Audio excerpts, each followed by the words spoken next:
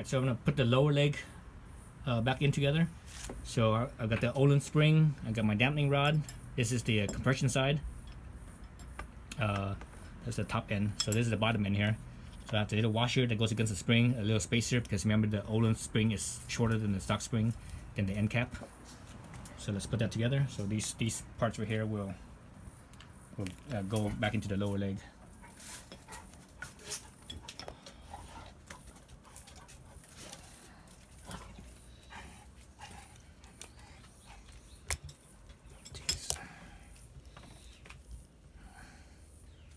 Okay, got that set up right there.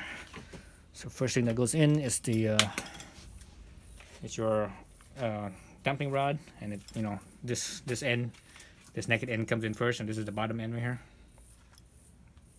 Just push that through. Sometimes further up this leg here, there's like a little spot where it might hit. So if that doesn't clear, you have to. Right now I have my fork leg pointing down, so you might have to you know, move your fork leg a little bit. So far it seems like it's coming in. That, then the spring. So I'm gonna put the part number facing the bottom. So there it goes. It hits that spot. So let me take this off real quick and move it.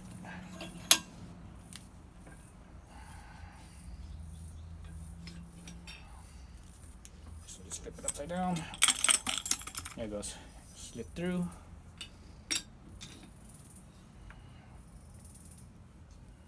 So remember, with that lower leg, there's that negative spring. Make sure you have the negative spring in there.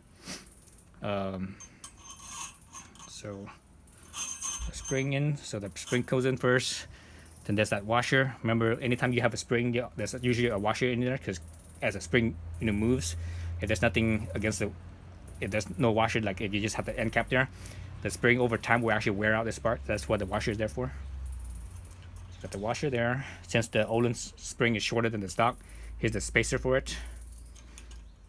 That, and then the end cap. So Honda usually, you know, anytime you have an O-ring or gaskets, Honda always tells you to replace the O-rings and gaskets, put a new one in. But this one, I looked at it and it looks good. It's still a little bit oily, so I don't need to oil it. It's good there. Basically, just hold that, and with your, do this without the wrench. Let's put that initial in. Good there. And again, the service manual doesn't show you how to take this bottom section off at all. There's nothing about that. So I have no idea what the torque setting on this, and I'm not too concerned about it.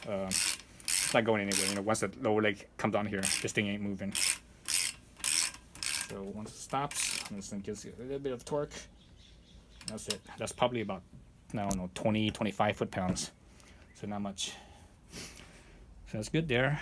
My thread here is clean. So Honda uses red Loctite, you know, the permanent Loctite. I'm gonna use the blue Loctite.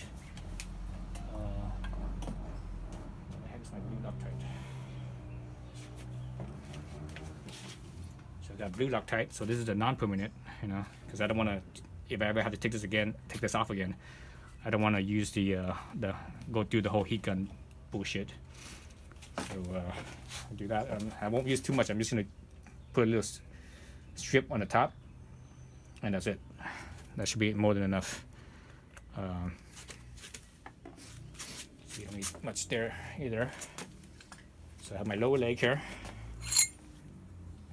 So the lower leg's cleaned out, you know, without all the Loctite and such is all cleaned out. I used the brass brush and an air compressor to clean that out. So it's good there. And again, this thing is a reverse thread, so it's lefty tighty instead of righty tighty. So reverse thread.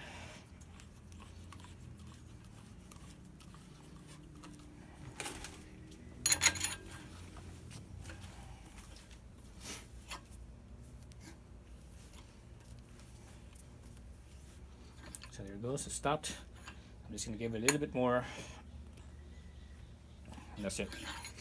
Don't need to be that tight either. I mean, this thing is not going to spin off, right? I mean, once the axle is on there and stuff, it ain't spinning, so you'll be fine. Again, the Honda service manual doesn't have any instructions on this bottom removal or assembly at all. So there's no torque numbers or anything like that. So that's the top end. The top end is in there. It's good. So that's, excuse me, the bottom end. It's assembled, so it's good. Let's take this off the vise. I just put the top end together. You actually see the negative spring right here. There's a negative spring right there. And that's where the valve is right there too. The valve's right, you know, the valve sits right above these holes. Okay, so bring it down to where the gasket touches the axle holder, and you have, you know, like so. I'm gonna put on the top end here. So let's do that. Let's bring it down to back down here. Let's go through this one more time. In the last video I showed you guys this, but let's do this one more time. Let's move all the stuff aside here. This is all the old parts and such. Material I don't need. Alright, so let's look at what we got here. So we got the top cap, the bolt, the sealing washer. You know, this is a copper washer, so that goes in like so. Alright. There's the circlip, the washer that sits on top of the circlip. So remember this washer here, one side on the inside hole, one side is chamfered, or you know, there's a bevel, and the other side is not, it's squared. So this bevel side, chamfer side, sits on the circlip. Okay. Otherwise, if you put the square side on the circlip, it puts too much stress on the circlip and it messes it up. So this side distributes the load. Let's see, where's my fork? So here's my fork top here. Let me wipe this down real quick. Okay, let's wipe down. From there, get your circlip. Just slip it right on the top. The circlip is a little bit tight, so you have to kind of spread it apart. And just slide it down. Okay, it's on there. Oops. It's on there. It's a little tight, but once it's on there, you just slide it down, like so. So it goes into the little groove on the Ohlins. Then that little washer, remember with the chamfer side, the bevel side, that sits and rests on the circlip. So you can see how you can't really see the circlip anymore. If I did it the wrong way, you actually see the circlip. So that's not good right there. That puts too much load on that thing. It's not distributed. So when it's like this, the proper way is distributed. And also when it's like this, there's no way the circlip could pop out, because it's kind of in the groove. It's settled in there, so it can't pop out. Whereas potentially, if it's this way, there's potential that it could pop out. All right, so it's like that. Then that rubber stopper. So this is from the Honda top end, so you're gonna reuse that. So since if you look at it, it's tapered. One side is thicker than the other side. And you look on your Ohlins top cap, and you put the thick side in, it doesn't really fit. Whereas the thinner side, the tapered side, it fits in there. So that's how you put it on. So basically, this side the thick side will go down first. Then the tapered side's on top, and the top cap goes on. And you should put some blue Loctite on this as well. I'm gonna do that right now.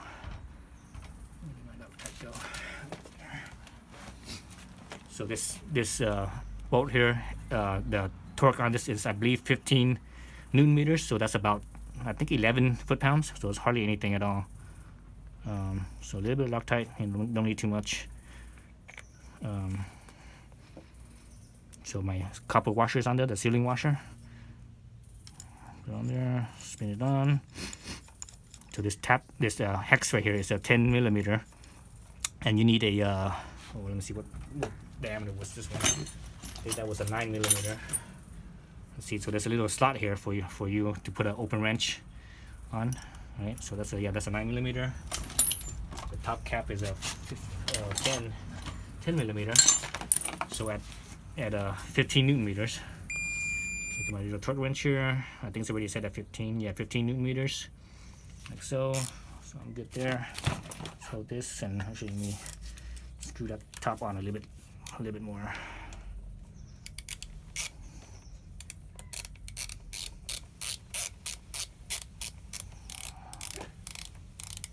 Okay, so hold this right here.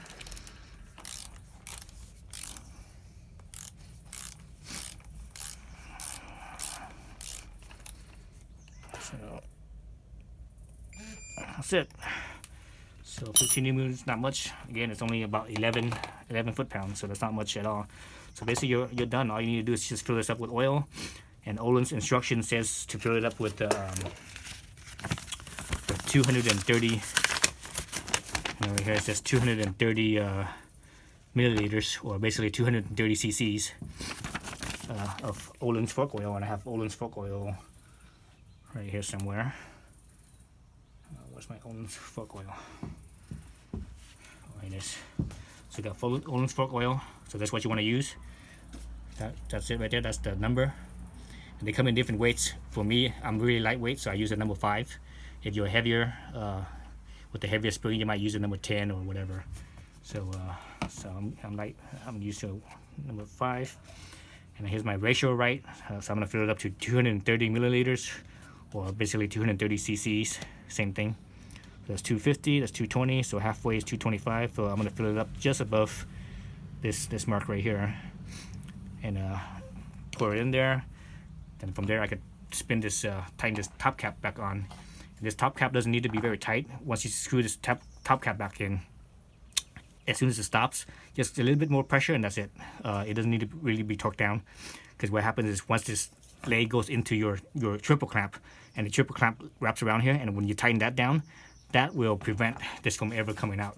And if that's on there and you try to take this out, it won't. You'll damage. You'll strip stuff here. You'll damage this piece. Okay. So I think that's about it. I don't think I'm gonna do the video on pouring this in, because that's that's pretty self-explanatory. So stay tuned for the next video when I put this all back together. Thanks for watching.